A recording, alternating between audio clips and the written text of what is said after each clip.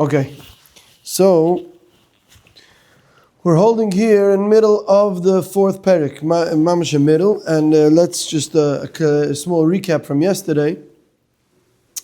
So yesterday we saw, the past few days we've been seeing in the fourth Perek, the Rambam establishes that the right path of we're talking about shaping our personality traits, that they should be healthy, right? We want our soul, and we know that our whole soul is interconnected, and we want our soul to be healthy. That way, it could connect to eventually. That way, our soul is going to be a good device and a good vehicle and a good vessel to connect to that. Ultimately, if our matter is the way it's supposed to be, then we could have the form, and that is the das, and the intellectual mind could connect to the Rebbeinu Shalom and understand the Rebbeinu Shalom's ways, and connect to the Rebbeinu Shalom through understanding the emes, through learning Torah, through understanding Hashem's ways, through understanding Hashem's greatness, and through all that. And right, once we can reach that, then we reach our, the ultimate goal, the reason why we're here in this world.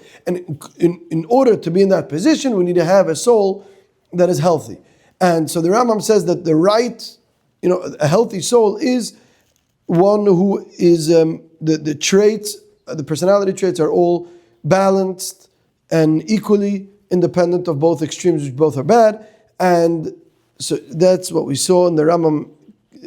Yesterday we saw that the Rambam said, so yesterday was a very important caveat. Yesterday the Rambam said that we have to understand that although we said that both extremes, for instance, stinginess on the one hand and overspending on the other hand, are both bad, but they are not equally, they don't have the same, let's say, gravity pull. That's what we called it yesterday, right? Because even though stinginess and overspending are both bad, but a person has more of a tendency to lean towards the stinginess, towards the laziness, towards the selfishness, towards the overindulgence, towards anything that is more animalistic. A person has more of a tendency to cling to that and be attracted to that. Therefore, when we try to take a person to the middle path, we always have to be sensitive of the fact that we're not going to schlep him with the same, we're not going to apply the same treatment. Right, so what is the treatment of someone who is out of balance? Then we take him to the other extreme. So when we take him to the extreme of indulgence, and we take him to the extreme of laziness and stinginess, because his deficiency is in the extreme right, let's just call it right and left, because everyone knows what we're talking about. So if someone's deficiency in the extreme right, let's first talk about the other way around. If someone's deficiency, which usually we all are for the very reason that we're discussing now. So usually most of our deficiencies are going to be in the left, right? We're talking about indulgence, we're talking about stinginess, we're talking about selfishness, we're talking about arrogance, all these things, right? That is where most of our, meaning me and you and most of the people we know, that is where our deficiencies are. So how do we work on ourselves? So we have to take it to the other extreme. The way to take it to the other extreme is that if I, let's say, don't give any tzedakah and I hold on to my money very tightly, then the treatment is to overspend. By the way, not only tzedakah, to overspend in general. And I have to take a person, and that is the extreme we have to go to. And if someone overindulges, then we tell him he's not allowed to eat anything by the Kiddush, and he's only allowed to eat bread and water for 3 weeks, right? That is the treatment. It's extreme treatment. It is not the right path. It's not the right thing to do. We'll see more about that today. But that is the treatment that this person needs.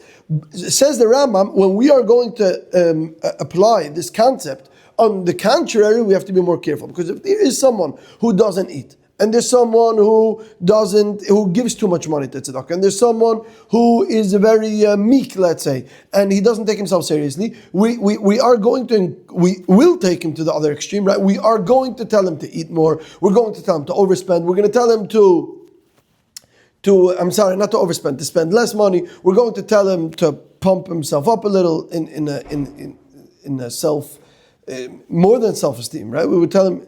But we have to be sensitive to the fact that you can't go that far, because people might stay stuck there. People have a tendency to stay stuck there. So that's the first thing. First thing is that that's two things. when we heal a sick person, we take him to the other extreme, which is something that is necessary.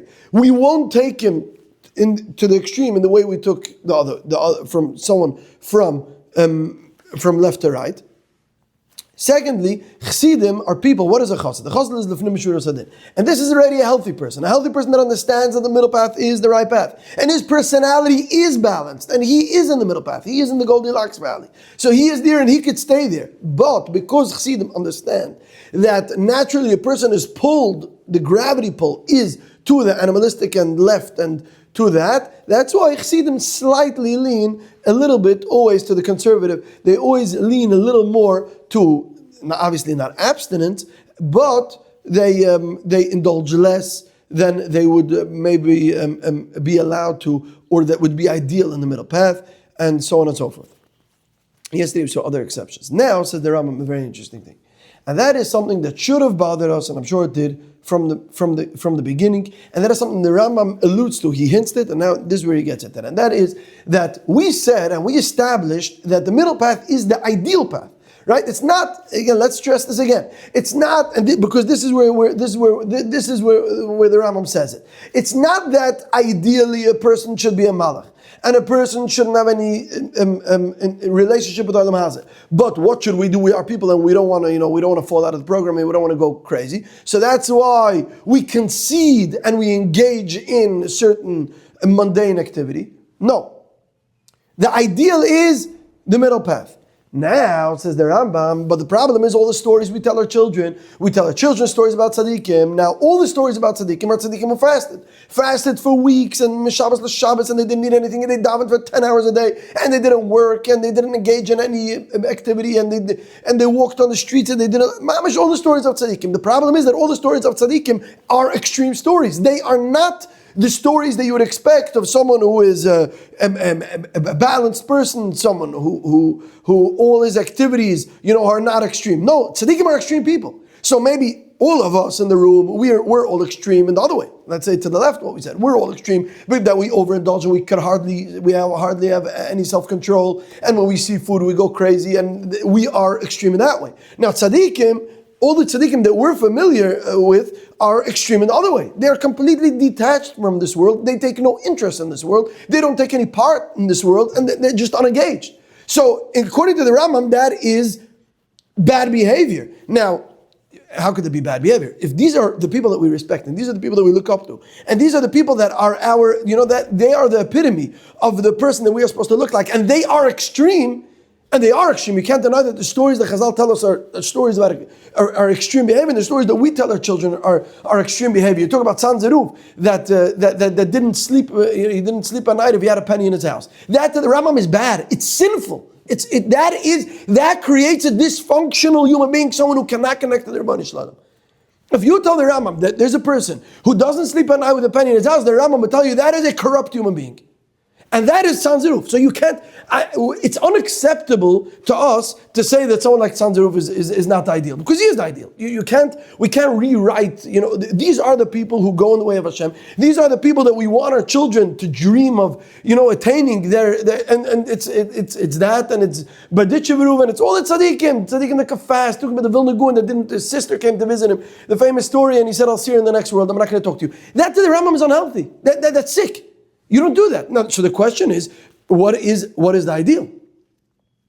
So the Rambam says that we're all making a mistake. We're all looking at it wrong. Avadim, not sleeping at home with a penny and whatever, is sick. It's wrong. It's ethically, morally wrong and sinful. But what we don't know is that the reason why these tzaddikim engaged in this behavior is because they were going through treatment. Now, again, this is a very big claim, but this is the Rambam's position.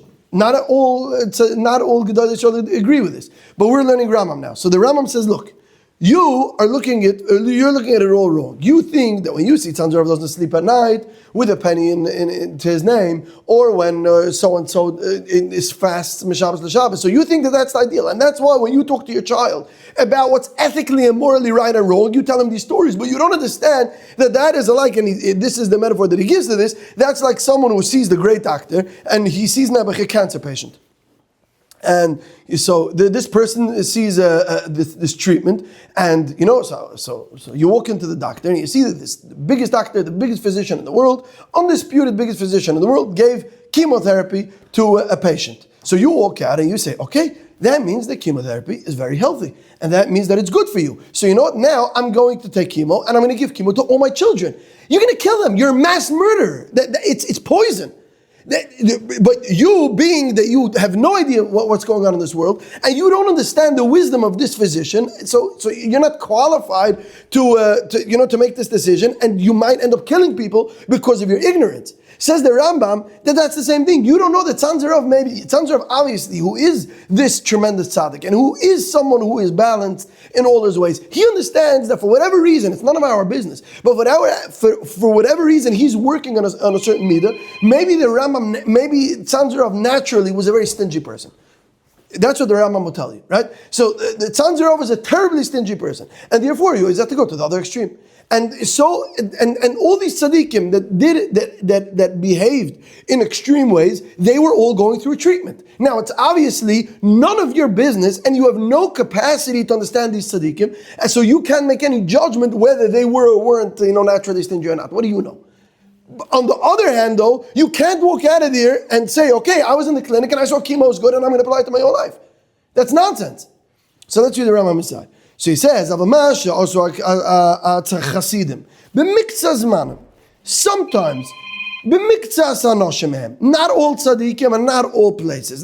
That's sort of, first of all, he wants to take away the impression that you have that all tzaddikim engaged in abstinence and they all fasted and they all gave away all their money. No, it's not all tzaddikim. It's some tzaddikim, sometimes. Some chassidim, obviously, right? The Rambam is using the word chassidim. That's a very important word because that's the idea of the Shura Sadin. Because the Shura Sadin, obviously, is the middle path. The chassidim are these people like Tzanzerov and like the Vilna Gaon and like all the tzaddikim that are already in the Gemara that fasted. All these people, these are not newly invented chassidish stories. These are so all these tzaddikim, all these chassidim in mixas is manam mixas amakoimis that they went to the extreme. For instance, atzoim, they fasted, they stayed up at night, and they didn't eat meat and didn't drink wine, and they stayed away from women, and they put on clothing that's painful to wear, like a sack and certain wool, that's not good on the skin, and they ran away from people like the Baal Shem Tov, Tzishik Kosev and Kittev. They ran away to the hills and they didn't talk to any people, they didn't engage. Says the Rambam, all these stories are true, and all these stories are nice and important, but you have to know that all these chassidim lo asu davar mikol zeh ela al derech harefua. They were busy healing their own soul. Or, by the way, the Rambam gives another option, and that is for one issue per se, and that is sometimes when you see a tzaddik ran away to the hills. So you assume, okay, running away to the hills and not engaging in any activity, in any communal activity, that's the right thing. So the Rambam says there could be two options. First of all, maybe this tzaddik needs to stay away from people because he's working on himself, and that is the extreme. And eventually the tachlis is that after he finishes that, he'll come move back in the city, which is actually what the Baal Shem Tov did, for instance. But the Rambam says there's another option, and that is if the people in the city are corrupt and the people in the city are bad people, then the actual balanced middle option is to run away. So sometimes running away to the fields could be an extreme action. It could be an extreme action because he's working on himself. Other times it could be the actual middle path. It could be the goal. It could be the right thing to do, because if you're surrounded with corrupt human beings that talk nivelpeh and they let's say they cheat and they steal and they're just horrible people, then the balanced thing is to live far away from them because you don't want to be influenced. So that is actually the right thing. So this is something that could go either way. So says the Rambam, it could be a different reason. They could be corrupt. That a person is going to be influenced by them and he's going to be brought down. And by seeing their actions, even seeing it, right? That sometimes you don't want to be exposed to certain behavior because you don't want it to be you don't want it to be legitimized and justified. And he saw that in their that he's going to live near them, then he is going to become corrupt like them. So that's why sometimes they ran away, like Yirmiyahu, he says, the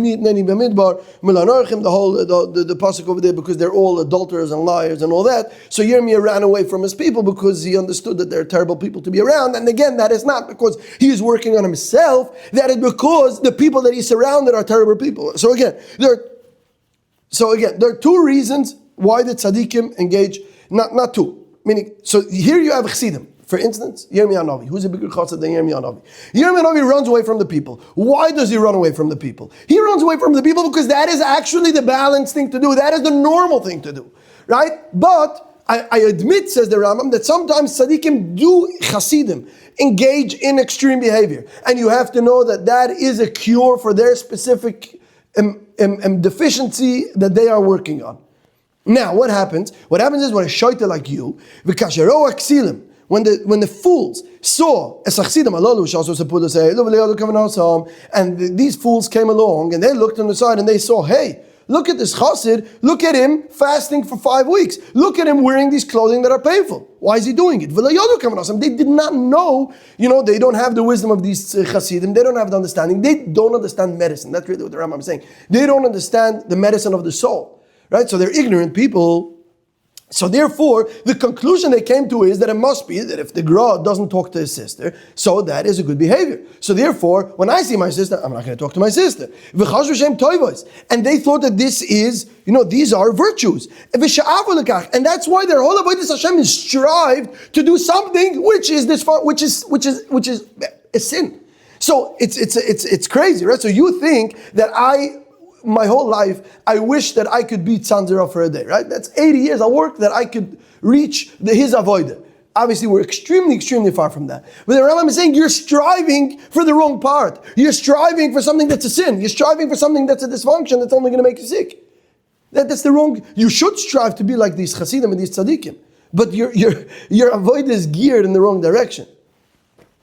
It's focused on the wrong thing. You thought that you'll beat Sanzerov if you look at it's the symptomatics. You look at the symptom, you look at the action, you're not looking at what's going on behind it.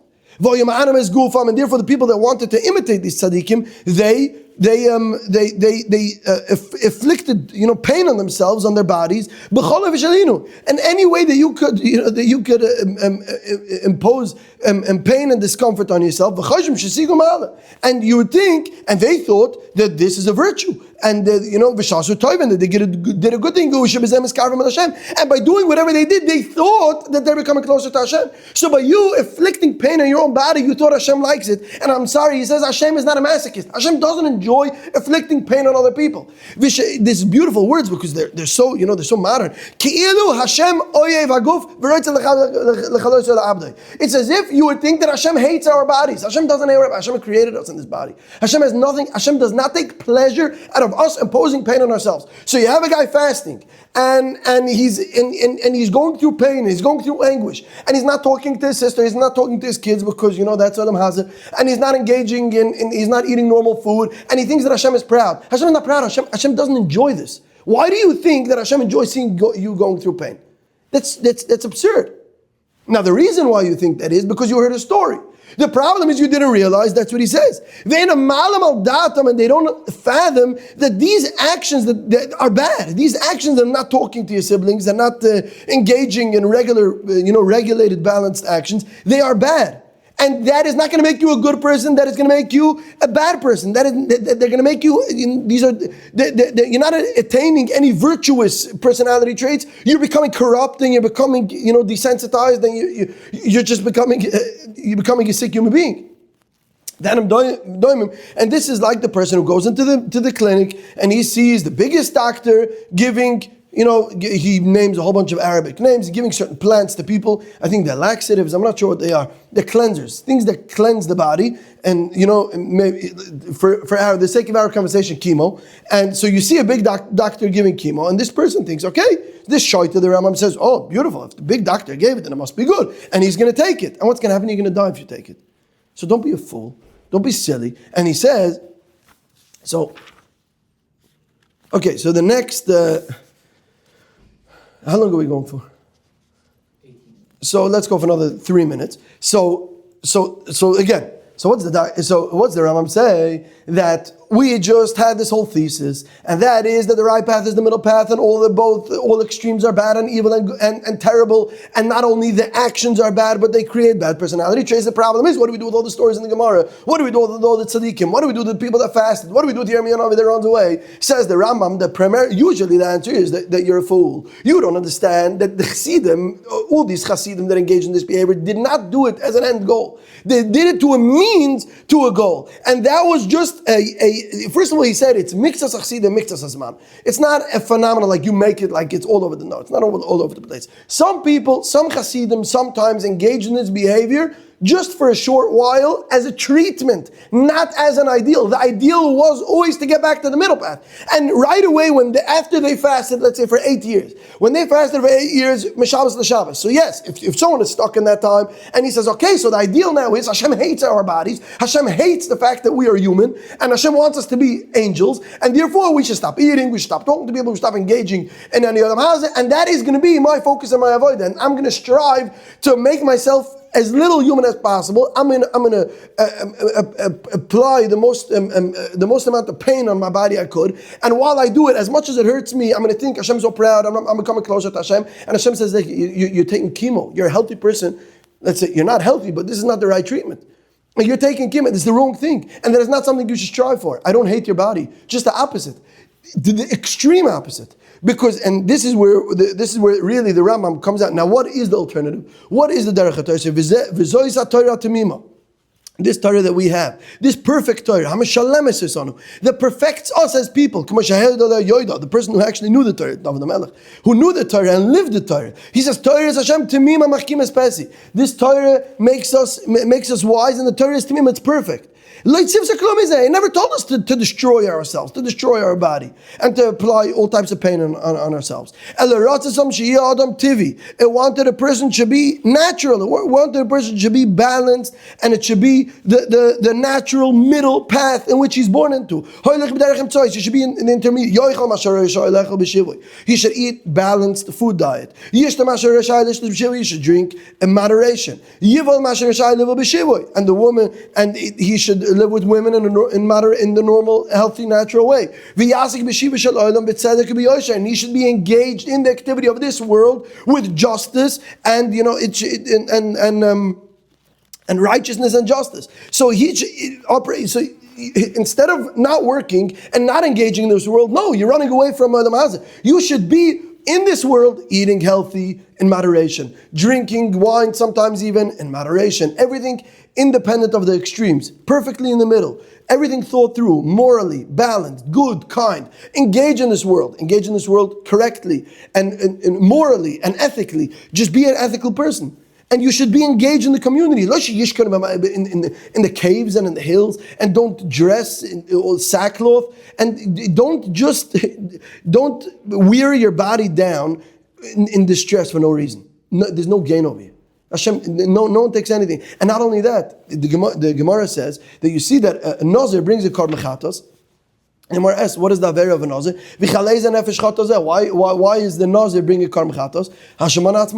Because he deprived himself.